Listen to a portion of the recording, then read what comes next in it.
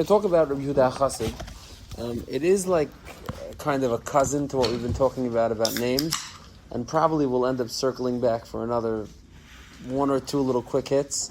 Especially we can't get enough. But I want to talk about Rabbi Yehudah HaChasid a little bit. And I want to frame it in this manner. Let's start with a bit of an introduction. There's a sefer called Shivchei Rabbi Yehudah, Shivchei Rabbi Shmuel Rabbi Yehudah HaChasid. It's a book. It was printed in many different versions, in Yiddish, in Lashon Kodesh. It's a book of Meifsim stories about Rabbi Shmuel HaChasid and Rabbi Yehudah HaChasid. Now, Rabbi Shmuel HaChasid is Rabbi Yehudah HaChasid's father. Now, just to give you a frame of reference, we were talking about Rabbi Yehudah HaChasid is born in around 1150, give or take, a long time ago, like 900 years ago. He dies, let's say, in 1317, 1320, that time, Barach. So his father's right before him. So that's the time we're talking about, like in the 1100s, and there's a book. It's a sefer called Shivchei Rabbi Yehudah HaChasid, Shivchei Rabbi Yehudah Rabbi Shmuel HaChasid, and it's Meifsim. It's 35 stories of incredible Meifsim that involve Eliyahu HaNavi, and that involve Shedim and Ruchais, and some of the wildest stories. And I brought it here, but a different time maybe we'll sample the stories, like some of the wildest stories. And it actually is the invention of a genre of Gedolim stories that I think still is very much in existence today. It's the first storybook about a Gadol that was based on Meifsim stories. The idea of writing a book about the Meifsim that a Gadol did in his lifetime, as far as I know, didn't exist before these Svarim of Shivchei Rabbi Yehudah Rabbi Shmuel HaChasid. It's the first ones. It's a Yekish sefer, which is interesting. It's not Chassidim didn't invent it. It's a Yekish sefer from almost 1,000 years ago, from 900 years ago, that celebrates the Meifsim of these two important people. Now, the reason why I'm highlighting this is because I think that it shows you how Rabbi Yehudah and Rabbi Shmuel HaChasid were received in their own generation. Meaning, even by the people who met them, their contemporaries, people who lived in the same generation as them, found them to be marvelous. They found everything about them to be out of the norm, out of the ordinary. They didn't see them as regular. They weren't Balei HaTosfos. They weren't Poskim, Rabbanim. That's not how they saw them. They saw them as some sort of very special, outstanding characters who did Meifsim and engaged in all sorts of interesting things. Like a Rebbe, like a Baba, like a thing. Yeah, they saw them as very interesting. Now, why is that? Because Rabbi Yehudah HaChasid, primarily him, he's call it the standard bearer, the flag bearer. But really, his father and his Talmidim after him were the Chasidei Ashkenaz. They were called. They had a version of Kabbalah that they were teaching. Now, it's not exactly the same as the Kabbalah that later on became popular from the Arizal and etc. But it's a form of Kabbalah. Now, what's interesting about Kabbalah is that you find Kabbalah goes through dark periods where there's no talk about Kabbalah, nothing happens. And then there's these tkufas in history where Kabbalah flames to light. There's a small couple generations of Mekubalim, of different Giluyim in Kabbalah. And then Kabbalah settles down again, and it goes through this cycle. And one of these very alive periods of Kabbalah was the years between 1150 and 1250, which is the years that Rabbi Yehudah HaChasid, his father, his children, his Talmidim lived and operated in, and clearly the people around them saw them as Mekubalim, as something different, something out of the ordinary, and wrote about them stories like Shivchei, these style stories. Now, this style of storytelling stuck very well, and today the back third of any Gadol story, any Gadol book, no matter what kreis he's from, it could be Litvish, Chassidish, Svardish, whatever, the back third of any Gadol story would fit evenly into the category of Shivchei. It's stories, and take any Gadol book off the shelf. It's the back third. After they fleshed out who the person was and what made him special, then starts the Meifsim stories. That's the standard classic back third of any Gadol story, and this is the first place that that type of story was invented. So I'm just using this to frame how the people, even the contemporaries of Rabbi Yehudah HaChasid, saw him in his time. Now, I want to talk about him a little bit of his background, and then we'll get up to the Tzava'ah and the Sefer Chassidim and where it makes a difference. So Rabbi Yehudah HaChasid is born to a very, very miyuchasdik family. The main family in the Rhine, in Germany at that time, is the Kleinimus family. Rabbi Yehudah HaChasid is a grandson of Rabbi Kleinimus Hazaken. He's a very, very miyuchas, a well-regarded miyuchas in the family in the area there. His children are some of the most famous Rabbanim throughout the Deiris. Later on, the Maharsha was a famous Einikol, the Rami Rotenberg was an Einikol. His Talmidim are the Smag, the Arzarua, the Rekeach, meaning these are very, very prominent Rishonim in Ashkenazi history. And this is the time that the Rabbi Yehudah HaChasid lives. Now, what's interesting is Rabbi Yehudah HaChasid, there's a lot, like we said, the Shivchei, there's a lot of Meifsim about him. Literally ranging from before he was born all the way till after his death. I think there's a Bakanta story everybody heard about Rashi's mother, when she was walking and she was pregnant with Rashi, so there was a wagon that was careening down a narrow street and there was no way for her to avoid it, and the wall like bent around the form, and she was able to hide herself in the wall. And there is a wall in Worms that all the tour guides show for this Rashi story. Now the problem is that the building that this hole is in was built after Rashi was nifter, and the real maybe place where the story was actually said about was Rabbi Yehudah HaChasid, who's a little bit later than that. Even Rabbi Yehudah HaChasid, the timing is questionable, but in the many different versions of stories and different things that people bring down Rabbi Yehudah HaChasid, this story is brought down. And after his death, Lamashal, there's a story brought down about Rabbi Yehudah HaChasid that in the town where he was nifter, and I think it's Regensburg, I could be wrong, the minig was that when the Jews would bury someone, they'd have to go out the wall, and as you left the wall, the attendant would ring the church bell. And it was like a bazayin. Every Jewish funeral had the church bells ringing. And Rabbi Yehudah HaChasid on his deathbed said, if I'm a good guy, when I die, I'm going to put an end to this, to the church bell ringing at the Levias. And legend has it, Rabbi Yehudah HaChasid, when they brought his mita out through the gate, the attendant pulled the bell, and the rope, it was something, a screw was loose, the bell fell down on his head, and that was the end of the minig. This is the Lamashal, and anywhere in between, meaning there's many marvelous stories told about his life. For example, it's not interesting. I saw two nusachos about this. To me, it boggles the mind. I don't know if this can be true, but in one nusach I saw that he was 18 years old and still totally unlearned. Rabbi Yehudah HaChasid, he was totally. But I must be a mistake. It must be 8 years old, and his father wanted to teach him how to learn, and he said, his father was teaching Talmidim in the Beis Medrash, and he said, Yehudah, are you ready to learn? And I think actually the story was Rabbi Yehudah HaChasid was running around, and the Talmidim said it's a bizayin that Rabbi Yehudah HaChasid should be running. Your son Yehudah, not the Chassid, should be running in the Beis Medrash while you're teaching over here. And he said, Yehudah, you ready to learn? And he said, yeah, I'm ready to learn. He says, come, Yehudah and his other son, I think of Avram, and he said, sit down, the two of you, and I'm going to start teaching you. And he did like this little test of Shmuel HaChassid. He said a certain shame, like a shame that would turn out the lights for most people. And his first son, his older son, or his younger son, whichever the other one was, when he said the shame, he suddenly got distracted. He's looking around, like his mind wasn't able to focus on that shame. And Rabbi Yehudah HaChasid was staring directly at him. He was ready to take it all in. He said, "Oh, you're the one that's going to be the tziner of our Messiah." Now, there's many of these stories about Rabbi Yehudah HaChasid, which to me just highlights the way the people in his time saw him. Meaning he was some sort of outstanding Kabbalistic figure who was like transmitting a Messiah of Kabbalah that was out of the ordinary, that wasn't something that everybody had. It was something unique that Yehudah HaChasid was bringing to the table. Now, he wrote many svarim on all different miktzayos. He wrote Chuvas, he wrote a sefer Nechus Shchita, he wrote a sefer Nechus Tefillah, he wrote a pirush on Eiv, he wrote a sefer on Gematrias, he wrote a sefer on the Sefer Yitzira, he wrote a pirush to the Shir Yichud. A lot of these svarim we don't have, b'chlal, from Yehudah HaChasid. He was a very prominent mechaber svarim. Most of these svarim did not survive. We don't have these svarim. What we do have is Sefer Chassidim, which is a collection of wide-ranging and interessante hanhagis, minhagim, dinim, etc. Now, it's not all written by him. Some of it's written by his father, some written by him, some made by later people. And then we have the Tzava'ah of Rabbi Yehudah HaChasid, the Tzava'ah. Now, the Tzava'ah is what I really want to zero in on, because in the Tzava'ah is where so much of what the Welt knows about Rabbi Yehudah HaChasid is at home. I mean, that's the place where it's at home. Now, I just want to be makdim like this. The Tzava'ah was not printed anywhere near Yehudah HaChasid's lifetime. Meaning, there are Rishonim, contemporaries of his, like the Rekeach and the Arzarua and the Smag and others, who quote different things that later on were found in the Tzava'ah. So clearly these were things that were floating around, and they definitely are shaykh to Yehudah HaChasid's Beis Medrash. But the idea of like a published Tzava'ah with all the things that are in it now is a much later edition. Now, there's many versions of the Tzava'ah. The Tzava'ah that I have in front of me, the modern Tzava'ah of Yehudah HaChasid, has 77 bulletins, 77 things that a person's not supposed to do.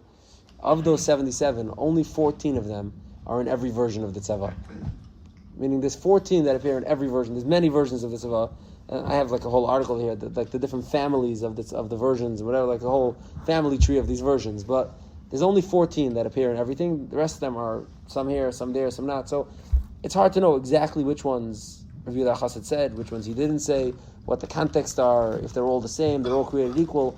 And these are the various questions that a lot of the Gedolei HaPoskim can raise when they handle how seriously or how definitively a person has to take the Tzava'ah of Yehudah HaChasid. Now, there's a few tshuvas from the Poskim. Before we talk about specific occurrences in the Tzava'ah and specific dinim, which I think we'll get to, one of them obviously has to do with names. That's a very famous one. And there's many other ones, and some of them seem to be connected to Gemaras and etc. I want to talk about klalistic, like the overview. If it's considered like the tzava'ah was written for everybody to keep, or the tzava'ah was maybe just for his family, or maybe the tzava'ah wasn't really even him, all of it. So let's just discuss that. There's a few tshuvas. The flagship tshuva on this is the Rabbi Yehudah. Rabbi Yehudah lays down really like a piece of policy in this tshuva. It's very, very Rabbi Yehudah, and he has a piece of policy. It's as follows. It's in Even Ezer, Tinyana, Siman Ayin Tes, and the Shaila says the Rabbi Yehudah writes as follows. The heading of the Shaila is Imlachush l'Tzava'ah Rabbi Yehudah HaChasid. There's a person who has to be chayshish with the Tzava'ah Rabbi Yehudah HaChasid. So he says, I received your letter. Asher atashayil b'dvar hashidduch hamedober legisascha and ben Torah v'yachsin raksha b'shas chalyav hashinu shem shaloi hu kashem aviyah habesula. This chasin, this person who's being read, is a good guy, a Talmud Chacham, but his name is the same as the aviyah besula. Now that's a famous one, and we'll talk about the one in more detail. But I just want to highlight what the Yehudah says. He says, "Ahuvi talmidi." I want to read most of this. He says, "Lulei ahavticha ein darki lahashiv binyanim keila dvarim shein lam sharish b'talmud u'paiskim." Right out the gate, you know where the Yehudah is going. He says, "If not that I liked you, it's not my derech to answer questions like this that are not negayah to a sugya, to something in the paiskim. Because I love you, I went out of my normal bounds." He says, this is policy. You should know something I'm going to teach you now that you should remember forever. It should be chakuk alevavcha. Haklal hagadol she'en lekol hachachamim shachar hatalmud. There's no chacham after the shas rishos leim medavar neged hatalmud who could say anything that argues on the Gemara. Anybody who says something that even deviates a kutzei shel yud from something in the Gemara loses his status as one of the Chachmei Yisrael. V'amnam, he says, we find the Chacham from Klal Yisrael whose bona fides are well established. He's considered a Chacham muchzik b'Torah b'yir b'li safek. Shekasa b'sefer davar asayis l'divrei Talmud. But in his sefer he writes things or something that's against the Talmud. Chayav manu l'meshchuni nafshin l'taretz dvarav. We have to figure out a way to be mitaretz what he's saying and change it from its pashtus. Shaloi davar reik l'shay l'mishpacha shaloi diber rak l'shay l'mishpacha pratis. We have to presume that he only spoke for his time, for his place, for his family. V'divrei Talmud hem ala klal, and the Gemara is for everybody. Yoytz b'zaynu mitzion l'Rabbeinu Yehudah HaChasid b'Tzava'ah shaloi dvarim shekemat asalanu l'shem rav. The Yehudah says there are things in the Tzava'ah of Rabbi Yehudah HaChasid that are almost usher to listen to. Almost usher to listen to someone say them. Kihu Omer, for example, he says, you shouldn't marry the daughter of your sister. The Gemara says in Forsh mitzvah, and Yehudah HaChasid says not to do it. Hu Omer, he says, a father and a son shouldn't marry two sisters. For a papa u'bnoi nasu shtei bana shel abba surah. The Gemara in Ksubas, Taf Mem Beis, tells us that a papa and his son did it. Who Omer Yehudah HaChasid said Shleisa Beis Achim Shtei Achis. Two brothers shouldn't marry two sisters. Gemara Brachas Mem Daled Shmeinim Zug Achim Kayanim Nasu Shmeinim Zugis Achis Kahanis. There was 80 pairs of Kahanim that married 80 pairs of sisters. Betrei Bante Der of Chistav and Asvi L'Rami L'Marokva Barchami. They were married to two brothers. And there's many more examples in the Tzava'ah. He says, Im Haya HaChasid Mitzavah Tzavazu L'Klal Yisrael. If you're going to tell me that the Chasid, Rabbi Yehudah HaChasid, meant this tzavah for against Klal Yisrael, he would be soisu, the Gemara would be also to accept what he's saying. He says, it has to be. Rabbi Yehudah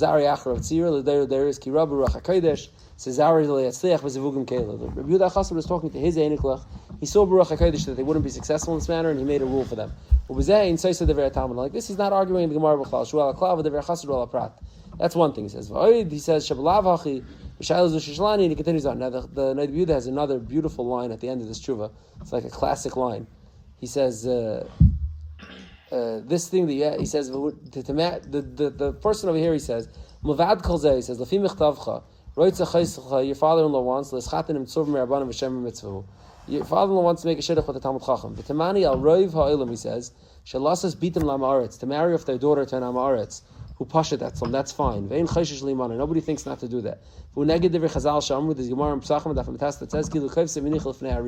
as if you're tying up your child and placing it out like as prey in front of a lion. But to do a shidduch with the Talmud Chacham was the same name as the father-in-law, that's a gross shayla. He says to go marry your daughter of Tanam Aretz, which is connected to Mefurish Gemara, Chazal speak harshly about that. Not a question, that's fine. But to do a shidduch that's questionable according to the HaChasid, that's wrong. He says, it would be nice if people took the Torah as seriously as the Tzava'ah. That's what the Yehudah says. So the Yehudah has it's a classic policy setting tshuva, the Yehudah says, and the Yehudah is super consistent about this, that anything that isn't the Gemara, that Seiser Gemara, is not worth the paper it's written on. Meaning, if it's connected to Gemara, it's nothing. Just disregard it and completely ignore it. He says, I going to tell me Yehudah HaChasid, who, by all accounts, was a marvelous and like a very, very impressive and well-accepted Rishon by many Rishonim and many of his contemporaries, as we discussed.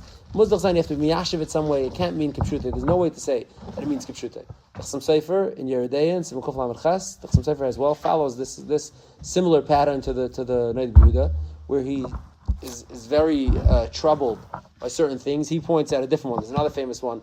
The Berhitav in Yehudah and Simon Kuf Lamed Ches brings down that there's a sakana to build a house out of stones, out of bricks. And also to build a house in a place where there was never a house before is asur also. And also he says that people put a chicken, a zachar, and a cave, and they shecht it in the house before they live there. These seems like very strange, like a Vaidazari related minhagim. He says,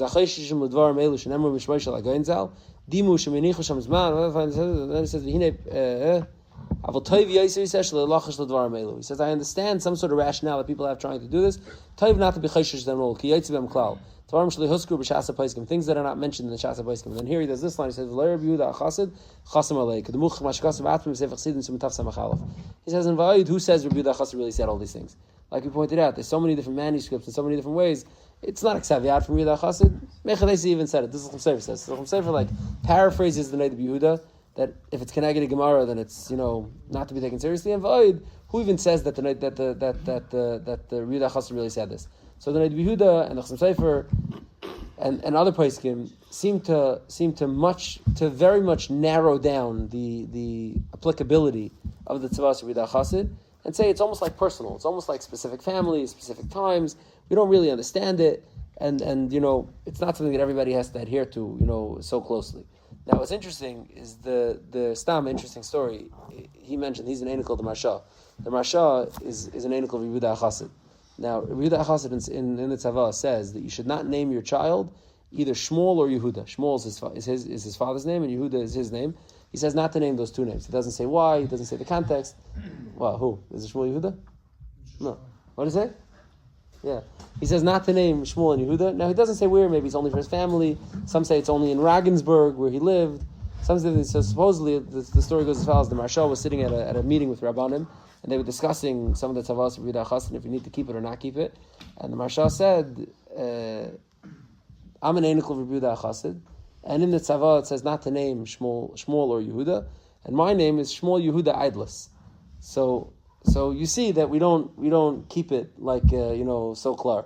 This, yeah. So, but his father was. So this is brought down in Tshuva, and without really a clear explanation as to why we don't, or what the Marsha held the carve out was. Meaning the Marsha is not trying to be disrespectful to Yehudah HaChasid. Yehudah HaChasid is above reproach. The Marsha means to say somehow you have to give, like the Noda B'Yehudah, like the Tzava'ah, you have to give some sort of teretz to explain why it doesn't mean exactly at face value and it means something different. Now, what's interesting is as follows. This is a very rational piece to me. Divrei Chaim in Even Ezer in Tshuva Ches has an interesting piece, and the Minchas Elazar in Chelik Gimel in Tshuva Yud Ches like bolsters this in his own way, amplifies it in his own way. But the Divrei Chaim says something interesting. He says if you find something from Yehudah HaChasid and you have like some sort of creative kasha why it's connected, some sort of diak from a Gemara, so I understand. Yeah, it's a kasha. But if you find something in the Tzava'ah of Yehudah HaChasid and it's connected a mufurish Gemara, like the Gemara says A and Yehudah HaChasid says B, he says one zach is clear. Yehudah HaChasid wasn't an Amaretz, right? He certainly knew the Gemara. He wasn't an Amaretz and he wasn't an Apikaris. So he knew the Gemara and he obviously had a pshat. You don't understand the pshat? Okay, that doesn't write it out. That just means you don't understand the pshat. Meaning, if you find me something obscure, you tell me maybe he missed it, maybe he didn't realize this, maybe he didn't have Yediq. You find me something blatant, something mefurish, he zikr didn't miss it. So if he didn't miss it, then he had a pshat. So then there has to be a pshat. This is what's what do you say? Or it's misinterpreted. Or if it's misinterpreted, so that could all be true. He says, so the different kind of writing says, Mechlavi, even the lepilpula bezeh, hu lemeiser. Ki eich bedavar she'en lanu shum yediyah, umidvarim hanistarim. These are hidden things. We have no idea. What am I going to be mefalpul? I'm going to tell you Teres. And every here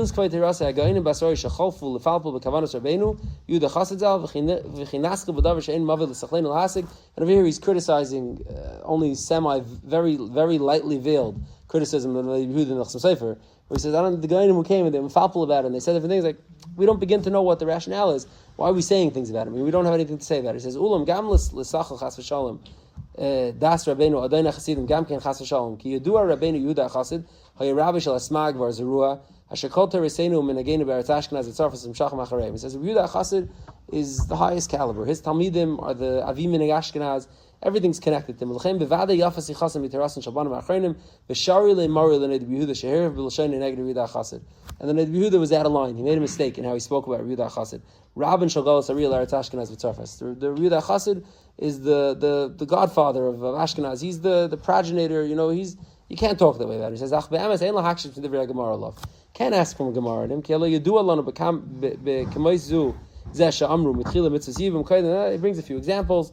One second. It says there are examples where something was once a mitzvah and later on it became not a mitzvah. It says, "V'achasid rosh haderis ein mechaven yafal l'shem shemaim v'hel lefi gadol chachmasay mashe yukbad bin yazog."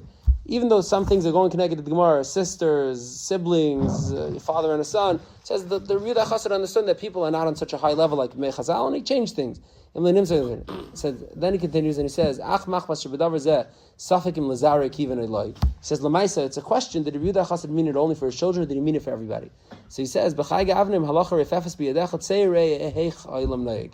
He brings you Yerushalmi, that by something where the halacha is not so clear what it is, go see what the Welt does. That's a good way to know. Now here, the Divrei Chaim, even though he's rebuking the Noid Yehudah and the Chasam Sofer and saying that you can't say with any clara way that what the Yehudah HaChasid means, he says, but I'll agree to you that it's vague, that it's unclear what Yehudah HaChasid meant.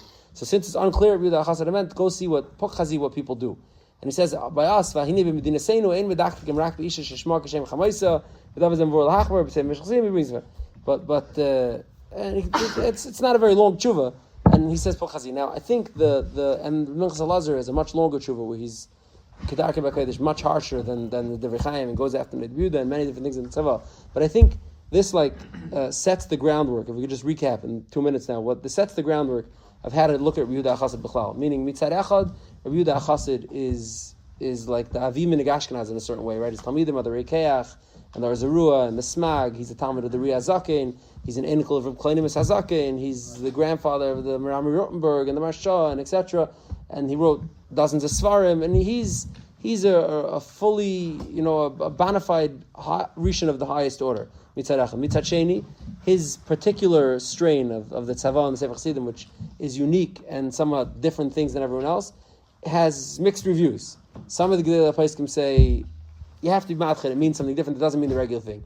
Others say no. Hayos, we don't know what it means. You have to be machmir about it and take it seriously. To which the Divrei Chaim opens up another door and says that since these things are sfeikis, so pok chaziyam adavar. See what people do. Now, Mitzvah, I think maybe next week, the week after, we'll talk about particular minhagim that the Tzava'ah of Yehudah HaChasid mentions, and we'll see how much the minhagim of what people do plays a role. Meaning, I think this sets the table to how to look at them b'chlal, and we'll try to explore some examples coming up. Stay tuned. You've just experienced another Torah class brought to you by TorahAnytime.com.